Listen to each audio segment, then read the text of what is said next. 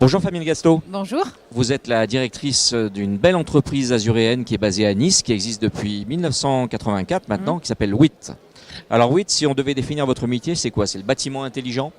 C'est le bâtiment intelligent, mais accessible aux petits bâtiments aussi, et aussi aux bâtiments existants. Moi, j'aime bien ma phrase choc, c'est faire du smart avec du vieux, et c'est un peu là où on essaye de se spécialiser, même si on fait du neuf. Par exemple, cette année, alors notre métier, c'est améliorer la performance technique et énergétique des bâtiments.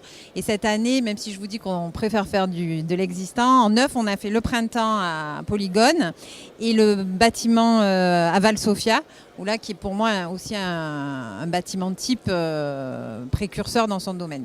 Donc là, lorsque vous intervenez sur un bâtiment comme celui-là, concrètement, vous faites quoi? Alors, nous, on est avant tout un industriel, c'est-à-dire que notre métier, c'est développer des produits et des solutions.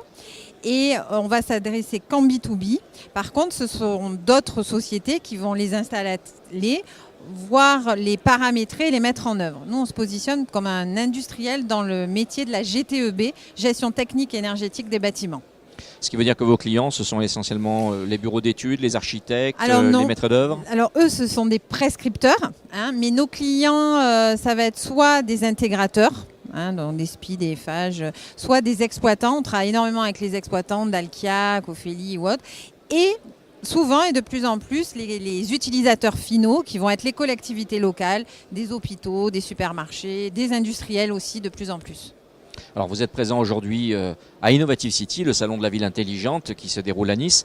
Vous avez fait tous les salons depuis le début de Innovative City. Oui, ça veut dire que c'est quelque chose qui est utile pour vous? Oui, bon déjà on est sur le stand de la CCI. Pour nous, économiquement, c'est important quand même parce que toute la logistique, on ne le gère pas. Donc, ça fait en productivité, c'est mieux pour nous. C'est une manière aussi de revoir tout l'écosystème. Je pense que ça, c'est important. Et de plus en plus, des contacts.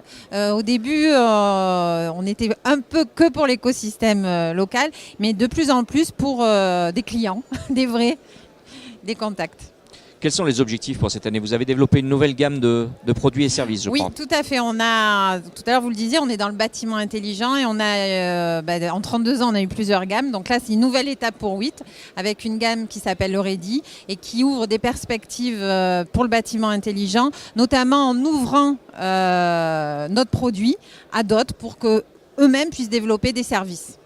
Avec une valeur ajoutée qui va se situer à quel niveau? Ça veut dire qu'on va réduire encore plus fortement l'empreinte énergétique du bâtiment, c'est ça? Alors, on espère, mais c'est développer ce côté process, ce côté bâtiment intelligent.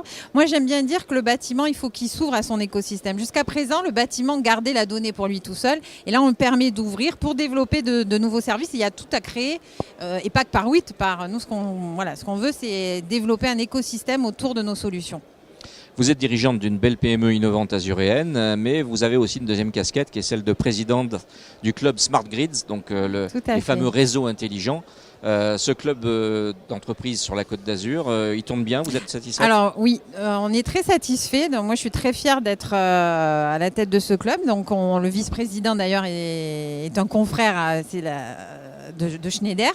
Ce qui est important dans ce club, c'est que certes c'est du réseau, mais surtout pas que, parce qu'on travaille. Et il y a 4 groupes de travail qui œuvrent pour notre métier, tous ensemble, entre confrères. On a une belle restitution de ce travail cet après-midi, car on a travaillé sur un cahier des charges de prescription justement du bâtiment intelligent pour qu'il soit pris vraiment en amont de la construction. Et notre travail, c'est aller voir les architectes, les bureaux d'études, les promoteurs, pour que tout ça soit vraiment pris en compte. Combien d'entreprises aujourd'hui dans le club? À peu près, je crois, on a dépassé les 50 de mémoire. Je ne sais plus si c'est 50 ou 60, mais maintenant, il faut faire une autre étape et que ces gens-là travaillent encore plus ensemble et surtout qu'on réponde à des projets. Il y a FlexGrid qui arrive, il y a l'Eco-Vallée. Il faut que maintenant, la deuxième étape, c'est que ça fasse du chiffre aussi pour nos entreprises.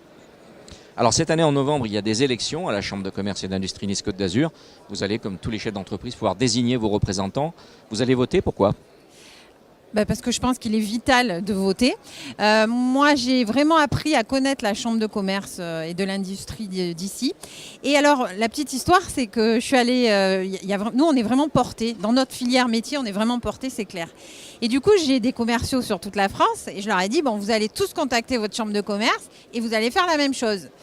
Et là, grande surprise, ailleurs, c'est pas du tout comme ça. Et on a vraiment la chance d'être porté par une chambre de commerce et de l'industrie. Pour moi, c'est ce qui est important. Et bien sûr que je vais voter pour que ça continue. Merci Fabienne Gastaud. Merci à vous.